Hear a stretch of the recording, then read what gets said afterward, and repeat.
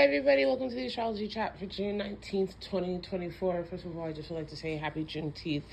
The keys for today are to allow yourself to take the mulling and awareness that has happened for you about what you need to do for yourself on the inside after the last couple of days of the investigation of self underneath the moon in Scorpio, and now carry that information out into the world. And this doesn't necessarily mean that you're just going to turn around and be okay. In fact, it does not mean that, but it does mean that you are going to start embracing ways to see how you can take your healing, how you can take your authenticity, how you can take your connections, how you can take yourself into the future. Even while you're healing yourself, even while you're still figuring things out, there's still a place for you in the present, and there certainly is a place for you in the future.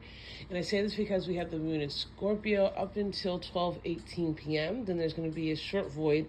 And then at 12:31 p.m., the moon is going to move into Sagittarius. And while the moon is in Scorpio, it has an in conjunction with the sun, it has an opposition to Uranus, and it has a sexy quadrant with the North Node. So the first half of the morning, the investigation about what you need to be with yourself so that you can connect with other people, kind of the give and take, if there is a healthy give and take between your needs and other people's needs, is still on the table for consideration. There's an orientation that inspires you to continue to remember that your life isn't about making other people feel comfortable or feeling pacified, right? Your life is about you living your life and being yourself.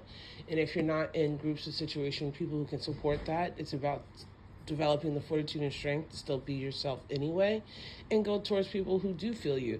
Listen, every vibe has a tribe, for better or worse. In my observations in the 40 years of life, I have seen that every vibe does in fact have a tribe, okay? Especially with the opposition to Uranus, there's going to be surprises. And this is where you want to practice being willing to let the world, let life take you out of your box, let God intervene in your life, and be surprised about who you are and what is becoming to happen, what could possibly happen. Now, when we have the moon move into Sagittarius, things get a little bit busy.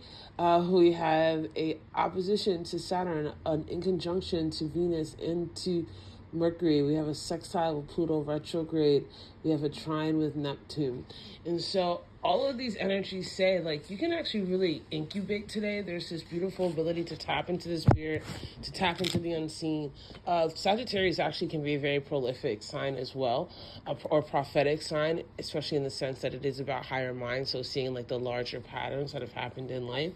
And if you allow yourself to be uncomfortable with figuring out how to express yourself, if you're being uncomfortable or imperfect with how you love, or learning how to love yourself, but really tapping into that sextile to Pluto with retrograde that says, but the more you do this, the more you see the pieces of yourself in the future instead of just bound to your past, the more you're going to get to experience and see and grow and travel. And you're not just in your own mind, but in life as well. Although I would say being able to travel in your own mind safely is its own form of mastery and art. So don't be afraid, right? Take stock of the things that you've done. Let yourself be a little bit adventurous with that moon in Sagittarius. Let yourself gallop a little bit into the unknown. And quite frankly, you already know you've gotten through some pretty bad things. So some unexpected joys are long overdue, and they are already planned for you in the universe. I love you guys so much. I'll see you tomorrow.